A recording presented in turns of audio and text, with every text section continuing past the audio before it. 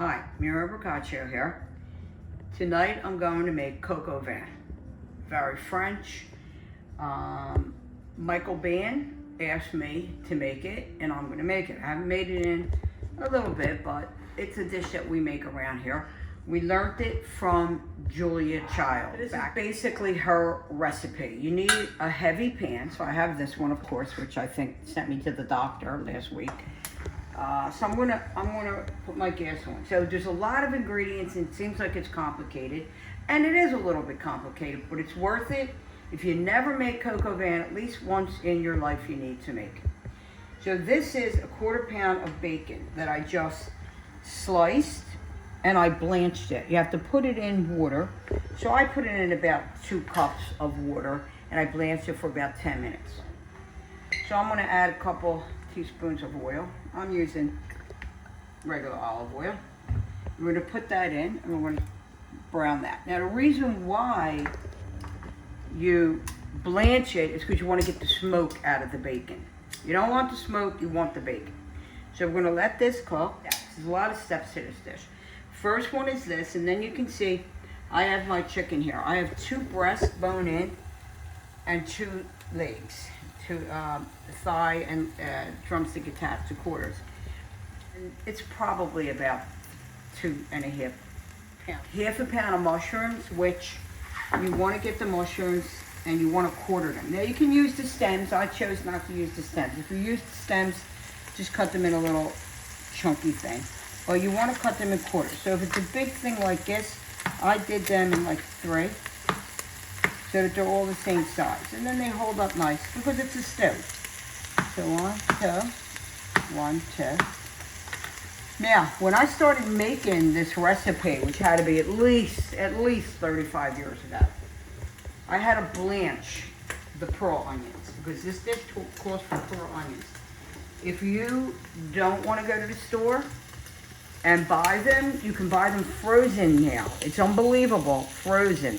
I used to have to put them in water, take them out, and peel them, okay? You don't have to do that anymore. But what you do want to do, like Julia Child calls for you to make a cross at the bottom, because she says that that keeps them together. I just wanted to show you these 2 steps. We got our chicken nice and dry. We're going to dry that. You can use any kind of broth, beef broth or beef stock that you want. I used to make it, but I don't anymore. But I look for the one with the lowest stock. This is salt. This is 3% sodium. Not bad at all. You can see this is starting to go. And we'll come back after that's brown. It's going to take about 5-10 minutes, I guess, and we'll be back. I got the bacon cooking, and I just wanted to go over some of the ingredients with you. I told you about the mushrooms and the pearl onions. Now, don't have to use pearl onions, like I said. If you don't feel like going out, you don't have them in the house, get onions, either leave them chunky or make them about that size. I've done it with regular onions, and makes life a little easier on you. But I was going shopping today, and I bought everything. You're going to need the beef broth, like I said, and you're going to need wine, red wine. Anything that you would drink, but nothing that's like really super expensive. This is like a $10 bottle of Bordeaux, and it's going to be perfect for this. And you're going to need cognac, because you're going to use a 1/4 cup of cognac, which, knowing me, you know how I'm afraid of that flame. So I'll turn it off, and then we'll flame it up. And we're going to need butter, we're going to need flour, and we're going to do all those steps as we go. But I just wanted to give you a heads up on where we're headed. So this is almost done, and then I'm going to take it out of the pan, and we're going to start our chicken. Bacon's out. You can see how nice it is. I can feel a crunch in there. Don't worry about it being crunchy, though. It's going to get soggy in the thing anyway. Now, what's unusual is Julia Child browns and then salt and peppers. So that's what we're going to do. We're going to put the, and I always like to do skin side down. You want to brown it all over.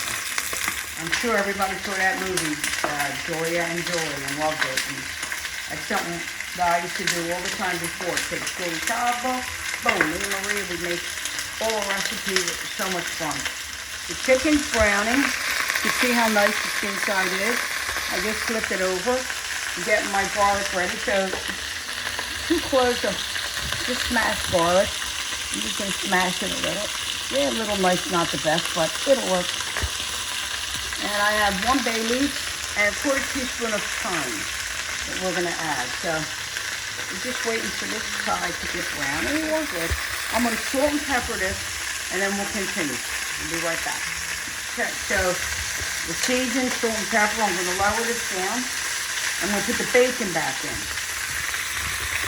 Now, next step is you want to cover it with a lid for about 10 minutes with nothing in it.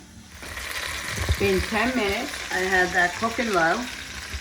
Now's the scary part. You have to add a 1/4 cup of cognac. So I'm going to turn my gas off. I don't care what they say. So you turn it off. Don't go for the most expensive cognac. Get what you find. Brandy cognac, same thing. Okay. I mean, basically the same thing. Don't quote me. I don't want all the liquor people coming after me, okay? So,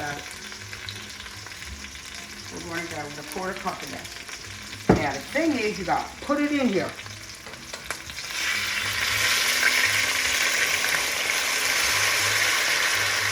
Maria's ready with the mash. Now, you wait a minute, Maria. I got to move this flammable stuff.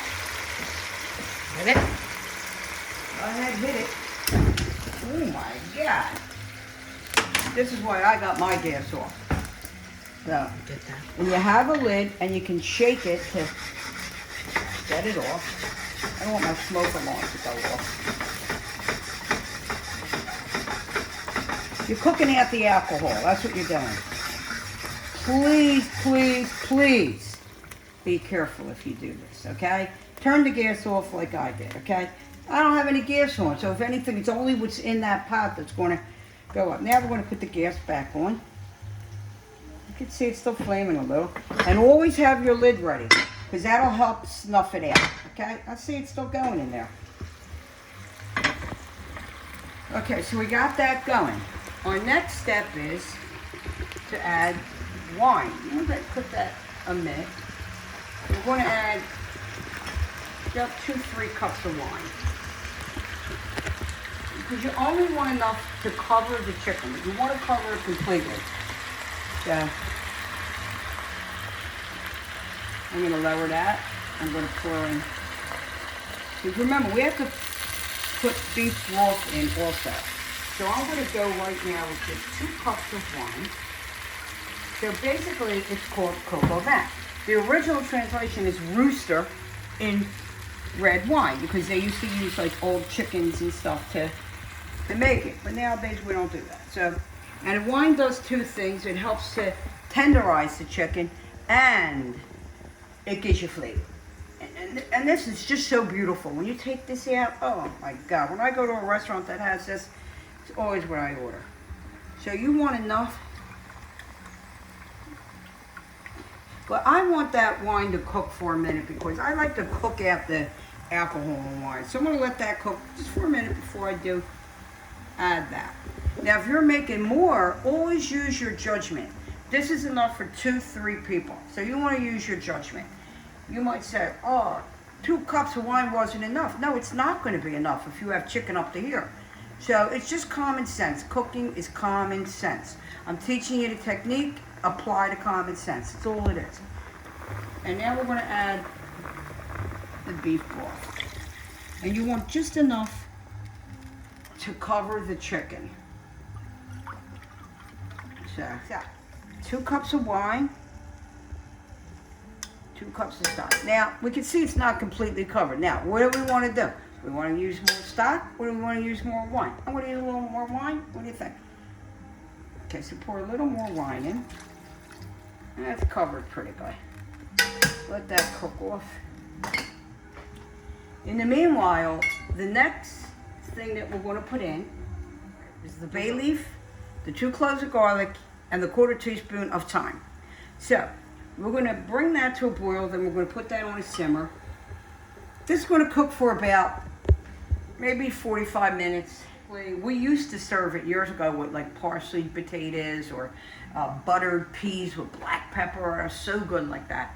But I'm in the mood for broccoli rabe, and I'm Italian, so I have to pump up my French dish with a little bit of tang. So I'm going to put some broccoli rabe. I'm gonna make that on the side. So this is boiling. I'm gonna lower it down. We're gonna cook this on like a low. And the mushrooms and the onions, originally they were always done separate. That's what I used to do, but I don't do that anymore. Now I'm gonna cook them together, and then when this is done, we're gonna get our sauce ready. We're gonna thicken it up a little, and we're gonna finish up the dish. Also with the garlic, the thyme, and the bay leaf, you wanna add a tablespoon of tomato paste. Just mix that in there. We're gonna cook this for about 30 minutes, or maybe 40, and we'll come back and check it. But I'm gonna cook it like my thing says, medium low. Put that lid on. I got 2 tablespoons of butter, unsalted butter, 2 tablespoons of flour. I'm starting to melt that down. So, stirring that in. I'm gonna turn, it's just like a roux, just making a roux. You don't have to make it get real dark. You want to get the flour taste out of it. I'm going to turn that off for a minute because I just want to show you. This has been cooking for about, I'd say about 40 minutes, but it's very tender. You can see it. Shrinks down a little. Look at that. It's so pretty when you cut it and it's white on the inside. All right, so what I'm going to do here is actually going to pour it into this pot. So it's actually too hard for me to pick this pot up. So I'm just blending that in now, you can see. And I'm going to take this. You want about two. You want to end up with about 2 1/4 cups. And I'm going to whisk that in. Just give it a minute. So what I want to do though, put my thing here. I want to show you that I did do these separately. I did I fried the mushrooms in the pan in butter and oil, like a tablespoon of butter with a tablespoon of oil. Made them brown, took them out, and then I fried the onions. Now we're going to put them in here. Start to get some flavor in there. Want to thicken it up. If you have not tried coq au vin, you need to try it. It's a classic dish. It's like beef bourguignon. I'm going to make that another day. Okay, so this is at a boil. I'm going to lower that. I'm going to put the chicken back in about 5 minutes just so we infuse all the flavors together.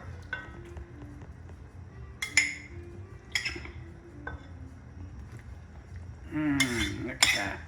I'm gonna let that cook 5 minutes. Got my broccoli rabe there.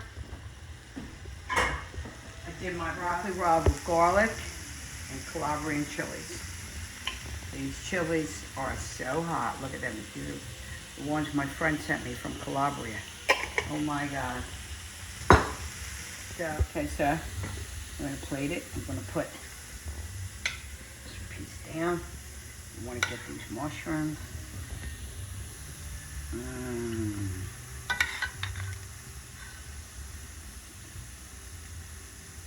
Getting a little sloppy on the dish, but it'll be all right.